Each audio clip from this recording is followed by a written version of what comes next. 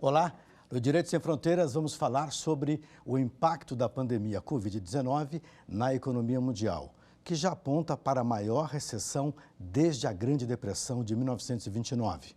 Em abril, o Fundo Monetário Internacional, o FMI, projetou uma queda do PIB global de 3%. Em junho, a OCDE, Organização para a Cooperação e Desenvolvimento Econômico, disse que esse número pode chegar a 7,6%. Vamos ver na reportagem. Uma pandemia que já infectou milhões e tirou a vida de outras milhares de pessoas no mundo todo.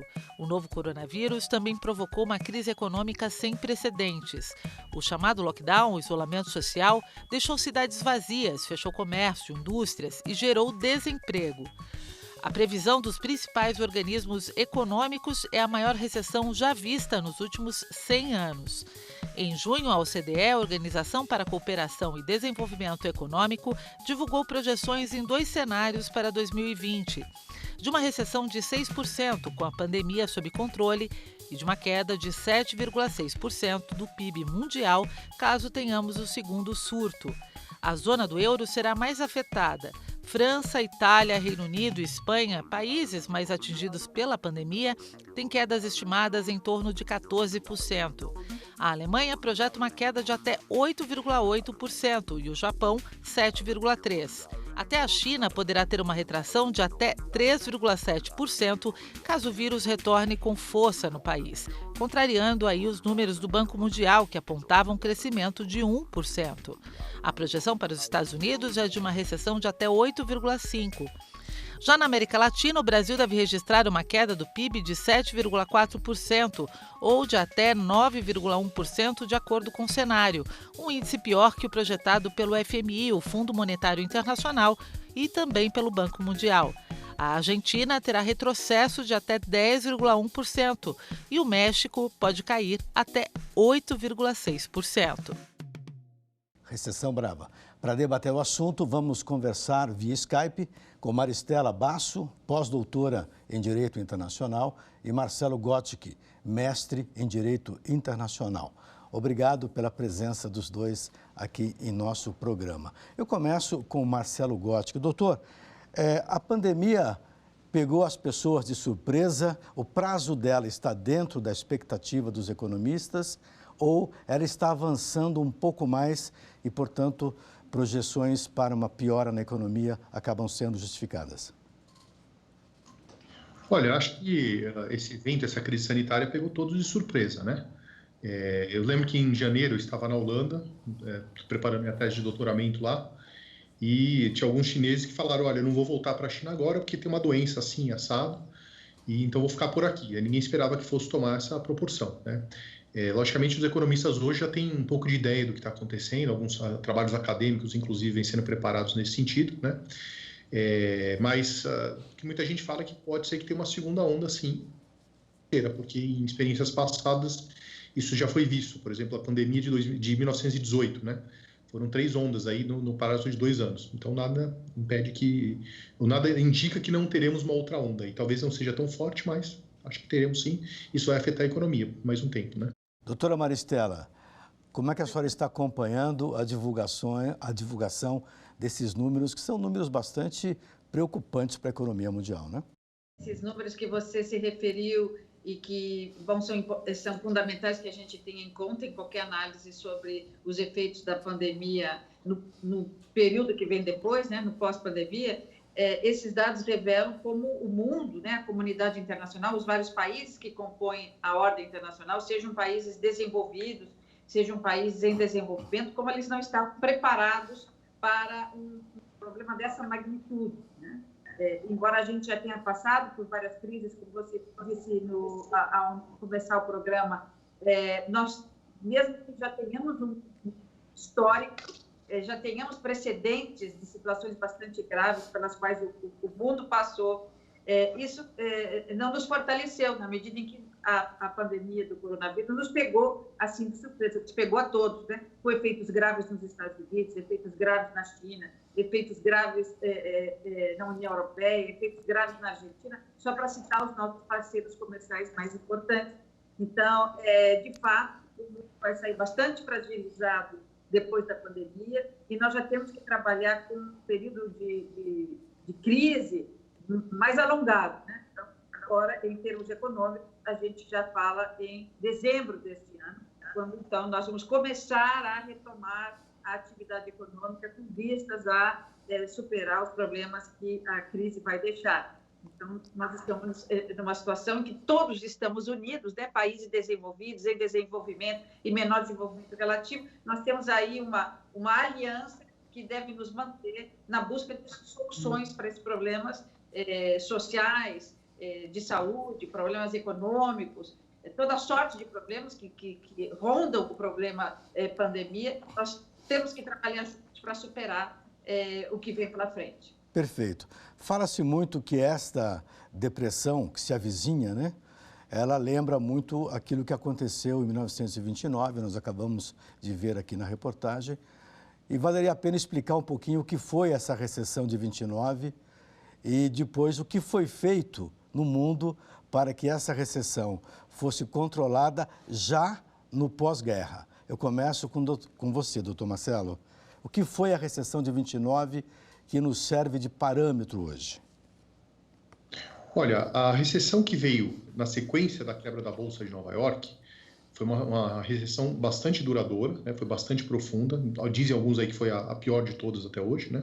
Bem possivelmente, os economistas dizem. Só que a impressão que eu tenho é que a gente tem uma situação um pouco diferente hoje, porque a economia estava bem e ela tinha um problema fundamental que acabou, vamos dizer, a gota que extrapolou ali o copo cheio foi justamente a quebra da Bolsa, mas havia um problema estrutural e econômico naquele momento e que acabou sendo corrigido de outras maneiras, né? Aqui, ao que me parece, a economia estava bem, aqui nos Estados Unidos, né? A economia na Europa não estava também mostrando sinais de redução de crescimento. Aqui o crescimento ele parou por uma questão mesmo de uma doença, então as pessoas ficaram em casa e a atividade econômica se retraiu. A recuperação da economia da recessão lá depois de 1929, ela durou muitos anos, ela exigiu reformas legislativas amplas. Nos Estados Unidos, por exemplo, a gente teve toda uma reforma na lei de mercado de capitais, né? Porque teve muita fraude no mercado financeiro, no mercado de capitais, né? E a impressão que eu tenho é que a motivação da economia, por ser diferente naquele momento, teve uma recuperação diferente do que a gente vai ter hoje.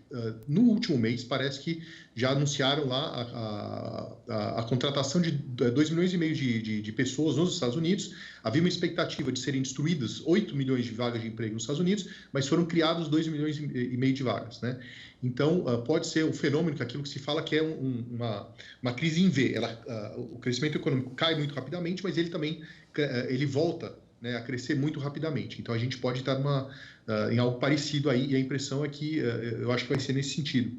Inclusive, talvez o melhor exemplo não seja a recessão que veio da quebra da Bolsa e da recessão que veio como consequência. Talvez o melhor exemplo seja da pandemia de 1918, que lá realmente houve uma queda abrupta da economia, mas ela também se recuperou muito rapidamente. Então, foi uma recuperação em V.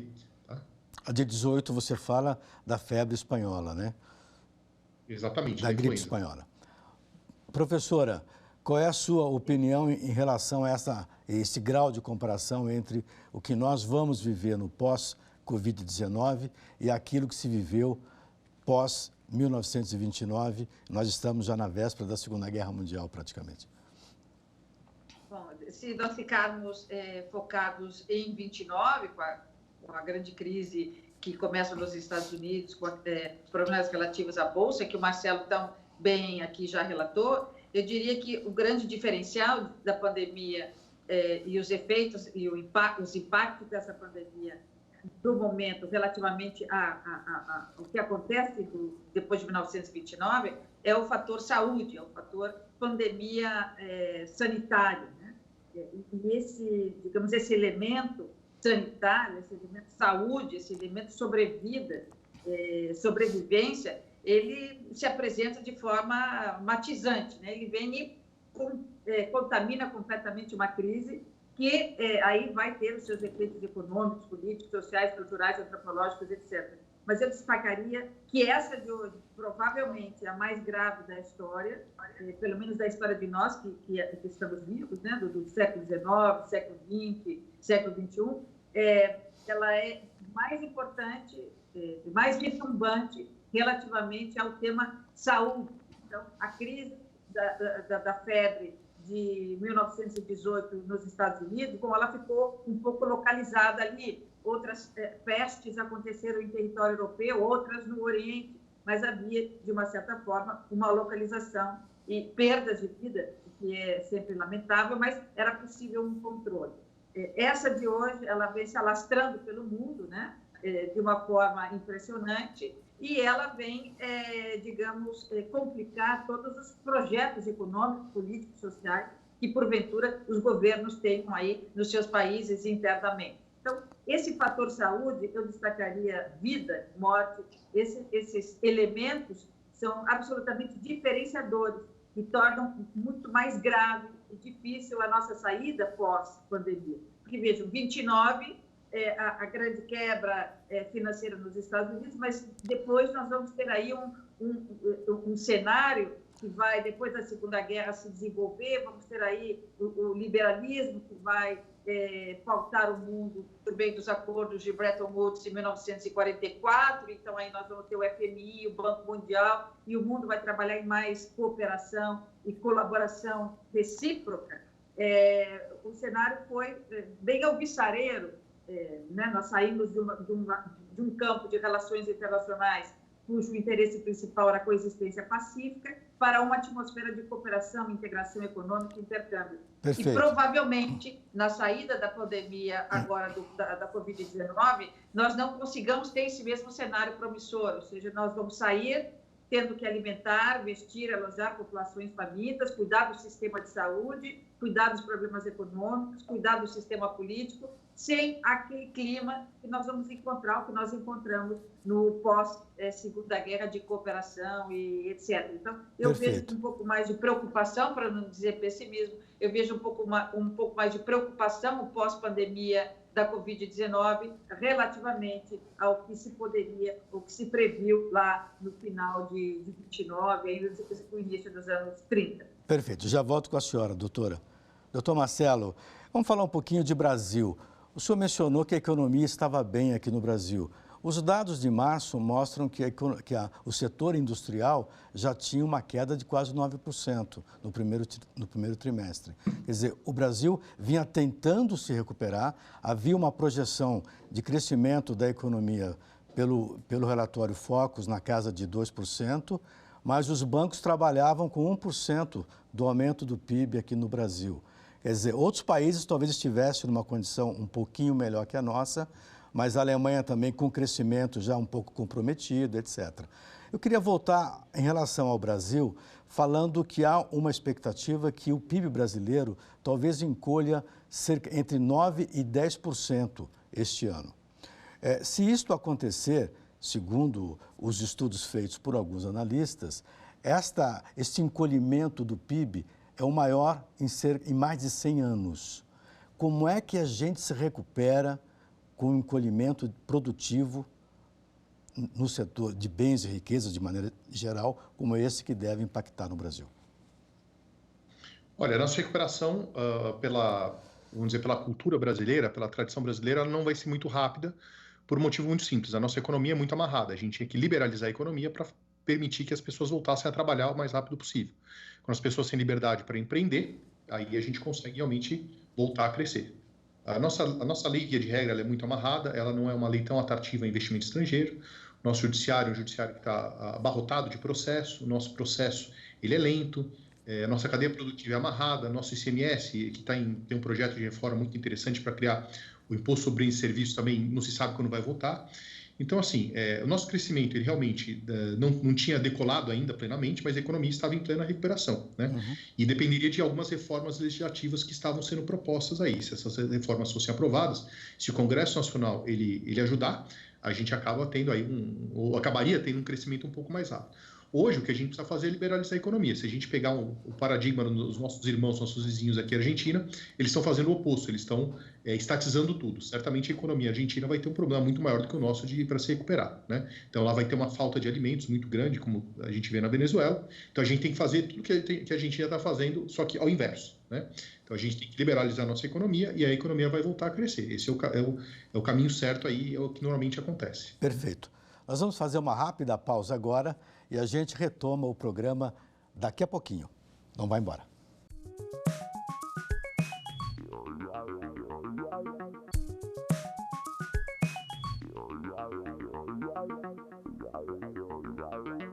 O Direito Sem Fronteiras está de volta e hoje estamos falando sobre o impacto da pandemia Covid-19 na economia mundial. O Dr. Marcelo fez, no finalzinho do primeiro bloco, uma projeção sobre como sair dessa crise. Doutora, nós percebemos que no período pré-pandemia, vamos falar de março, para o mundo ocidental, vamos falar de fevereiro e janeiro para a Ásia, especialmente a China, mas no Brasil já havia um problema da economia, uma expectativa meio duvidosa de crescimento, talvez um crescimento abaixo de 1% no final de 2020. Muito bem. No caso da China, a China deve ter um encolhimento de PIB mais ou menos de 2% a 3%, 3,5% no pior cenário. Se esse for o pior cenário para a China, ainda assim a China será o país que vai crescer muito mais na pós-pandemia. É correto o raciocínio? Sim, porque veja, a China é o nosso maior parceiro comercial, é o nosso maior comprador de produtos do agrobusiness. A venda dos produtos relativos ao agronegócio, nós sabemos que gira em torno de 22% do nosso PIB, né? Então, depois nós temos os Estados Unidos, que já compram de nós, inclusive, produtos manufaturados, e depois a Argentina, que vem como nosso terceiro parceiro.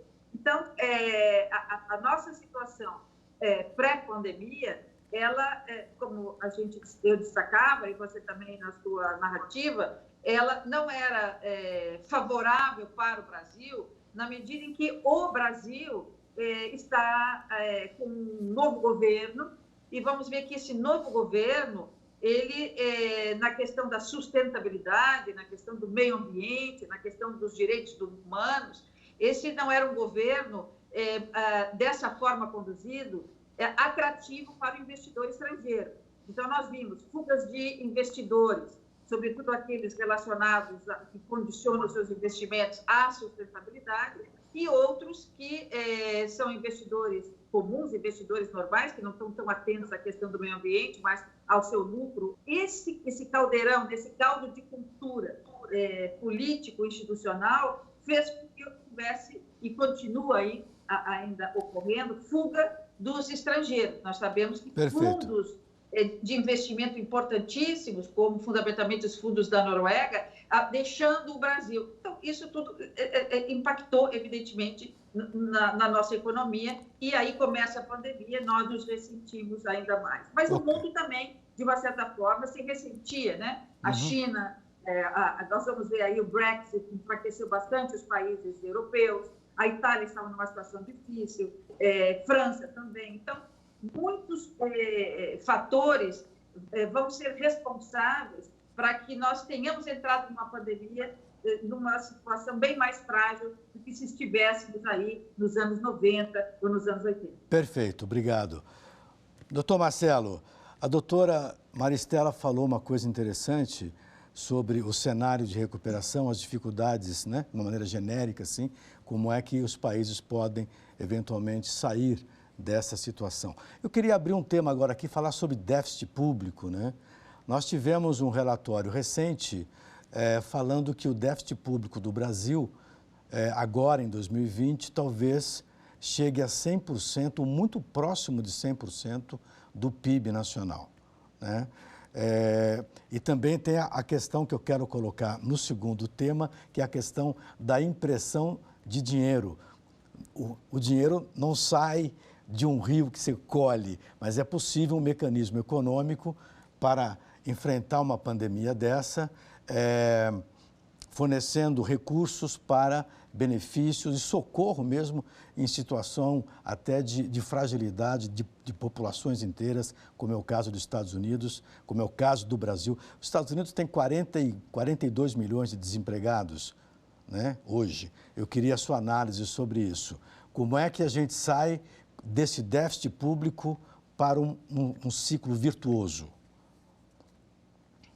Olha, o Estado tem algumas maneiras de se financiar. Ele pode tributar ele pode captar dinheiro por meio da emissão de títulos da dívida pública, ele pode fazer uma captação de um empréstimo diretamente feito no exterior, e ele pode imprimir dinheiro, né? Com certeza, imprimir dinheiro nunca é a solução para nada, né? A história já tem reiterados exemplos aí de que imprimir dinheiro só gera inflação e coloca a economia toda em desequilíbrio, né? Então, imprimir dinheiro não me parece uma solução para absolutamente nada. Doutor... Eu tenho visto alguns comentários em redes sociais, etc., das pessoas falando, não, mas a gente tem a ideia de que imprimir dinheiro é ruim. Imprimir dinheiro é ruim, né? Porque isso coloca a economia toda em desequilíbrio. A economia, existe uma coisa chamada fronteira de possibilidade de produção, que é basicamente a maneira de se estudar a alocação de recursos escassos à economia, e quando a gente imprime dinheiro, a gente bagunça essa fronteira. Então, a gente tira a capacidade da economia de gerar fatores de produção e gerar produtos para as pessoas utilizarem e para as empresas também. Então, porque a gente gera inflação, tá? Então isso não é solução para ninguém. O que a gente tem que fazer, na verdade, é reduzir o gasto público, tá? Isso é uma solução que é absolutamente urgente. Inclusive, uma decisão recente do Supremo Tribunal Federal dizendo que não se pode reduzir. Tudo bem, tem um preceito constitucional que proíbe, né, a remuneração de funcionários públicos, né, uma redução da remuneração. Mas outros países também passavam por isso, tinham a mesma proteção constitucional, como, por exemplo, Portugal, e eles chegaram à conclusão que se não houvesse redução de remuneração de funcionário público, a economia jamais entraria nos eixos, né? Então, a gente precisa fazer uma escolha. O nosso Supremo Tribunal Federal fez uma escolha de que, por exemplo, funcionário público não pode ter sua remuneração reduzida. Então, a gente vai ter que encontrar outras maneiras de reduzir custos, tá? Outra maneira seria fazer a economia voltar a crescer, para que o governo, o Estado, possa arrecadar mais dinheiro para poder se financiar também. Agora, de todas as maneiras possíveis, imprimir dinheiro certamente não é solução para absolutamente nada. Inclusive, a hiperinflação que aconteceu na Alemanha, que permitiu a ascensão de Hitler e que levou toda a catástrofe que a gente viu lá de nazismo e fascismo, etc., isso decorre em boa parte da política econômica desastrosa pré-Hitler, né? Então, a imprimir dinheiro, na minha opinião, nunca foi solução para nada. Perfeito. Na verdade, quando usei o termo impressão de moeda, é um termo figurado. Seria exatamente essa operação de você, do Banco Central, comprar títulos da dívida pública brasileira e deixar esse dinheiro no sistema financeiro para a liberação para empréstimos a uma taxa mais amigável. Doutora Maristela, eu queria perguntar para a senhora o seguinte: os americanos historicamente têm um déficit público altíssimo, mas isso nunca impactou tanto a economia brasileira. O Brasil agora deve chegar a quase 100% do seu PIB comprometido com o déficit público, né? Eu pergunto, qual é a diferença entre uma economia e outra, eu sei que são várias, para que o déficit americano hoje está beirando os 25 trilhões de dólares, salvo engano, não é isso? O doutor Marcelo aqui concorda comigo, acho que é esse o dado. Eu queria uma análise sua sobre isso. Por que lá funciona e aqui não funciona? Em primeiro lugar, que você tem razão, então o governo emite títulos da dívida pública, vende no mercado doméstico, no mercado internacional e se financia. E é isso justamente que leva ao aumento aí do financiamento e do endividamento público, tá? Nos Estados Unidos, isso funciona porque todo mundo quer título da dívida pública americana. Então, curiosamente, quando uma agência de rating, que não era das mais expressivas, ela resolveu fazer um downgrade, né, da nota do título da dívida pública americana, as pessoas compraram justamente títulos da dívida pública americana. Quer dizer, não tem um outro lugar para correr. Talvez o dólar, talvez Bitcoin hoje, que é o que se fala muito, né? Mas não tem outro lugar para correr. Então, a moeda americana e o título da dívida pública americana é o que todo mundo busca. Então, o governo americano tem uma capacidade muito grande de se endividar cada vez mais e isso, nesse momento, não gerar um impacto maior. No futuro, isso vai gerar, com certeza, né?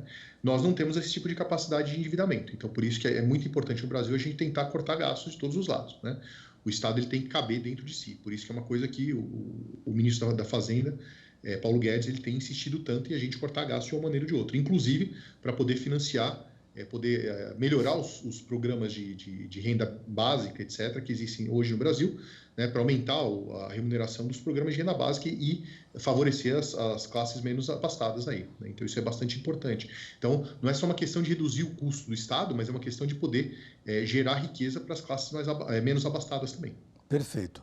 Eu noto que o doutor Marcelo concorda com a política econômica brasileira, isso é bom. Eu quero ouvir a sua opinião sobre a questão do PIB brasileiro comprometido com o déficit público. Como é que nós podemos cuidar disso internamente sem termos que ir para um empréstimo externo, para despesas básicas?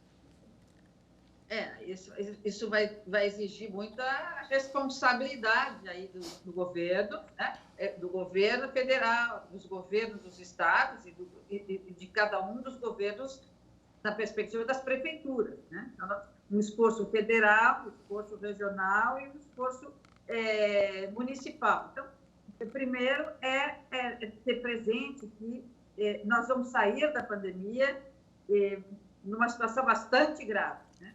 Não querendo ser pessimista, mas vamos falar a verdade, o pós-pandemia será para todos nós bastante traumático e vai exigir até um discurso contrário àquele que o presidente Bolsonaro, e, por sua vez, é o discurso do ministro da Economia, que é o liberalismo, é deixar o mercado se autorregular. Isso não vai ser possível no pós-pandemia. Por quê? Porque, como você disse, nós vamos entrar aí com déficit, com um buraco no caixa, e esse buraco no caixa não será preenchido tão facilmente, à medida em que as entradas, a arrecadação, as arrecadações, ainda que se cumpre números para essas arrecadações, essas arrecadações serão ainda pequenas relativamente a esse buraco. Então, o déficit vai receber um dinheiro, mas vai continuar buraco. Então, vai ser preciso aí, talvez, provavelmente, uma mudança de discurso, no sentido que nós vamos precisar mais do Estado, sim.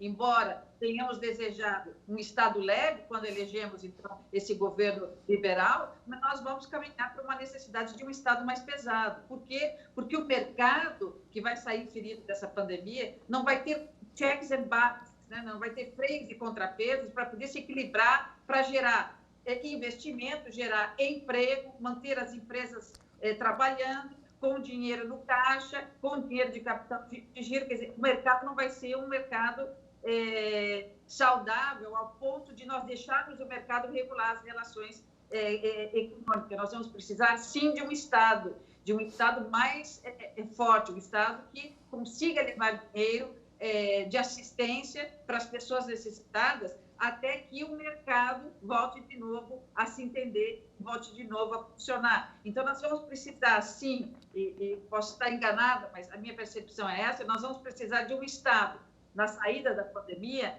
que olhe e enxugue, como estava dizendo o Marcelo, que enxugue ao máximo as empresas e focalize em 3 setores principais, que é o setor saúde, né, saúde pública, e dentro da rubrica de saúde vamos botar saneamento básico e água potável, né? Se nós continuamos tratando aqui coronavírus, câncer, doenças mais sofisticadas, e aqui embaixo as doenças negligenciadas não são controladas, justamente porque não há água, não há saneamento básico. Perfeito. Então, investimento em 3 rubricas: saúde, educação e segurança. Então, segurança. Esses 3 itens não podem ser de nenhum momento relaxados. O resto, se é que a expressão pode ser o resto, mas os demais itens que compõem a vida do Estado, num primeiro momento, pós-pandemia, terão que ser minimizados na tela. Perfeito. Não haverá recursos para tudo. O recurso será pequeno.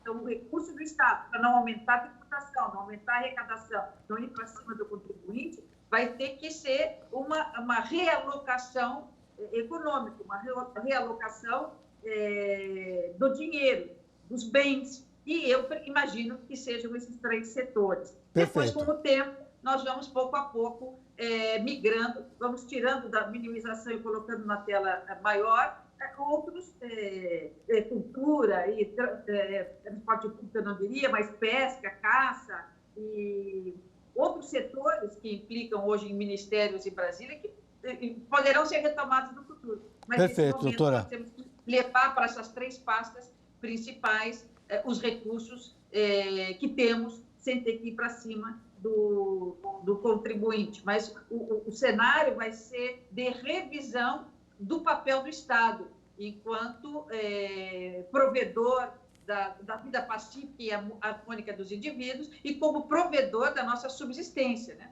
Da subsistência, sobretudo, dos mais desprotegidos. Muito obrigado, doutora. Muito obrigado, doutor Marcelo. Foi um prazer tê-los aqui conosco neste bate-papo sobre a Covid-19 e o impacto na economia. Muito obrigado a você também que nos acompanhou. Eu peço que você veja toda a programação da TV Justiça no site, pelo nosso canal no YouTube, e o nosso e-mail é direitosemfronteiras@stf.jus.br. Um abraço e até a próxima.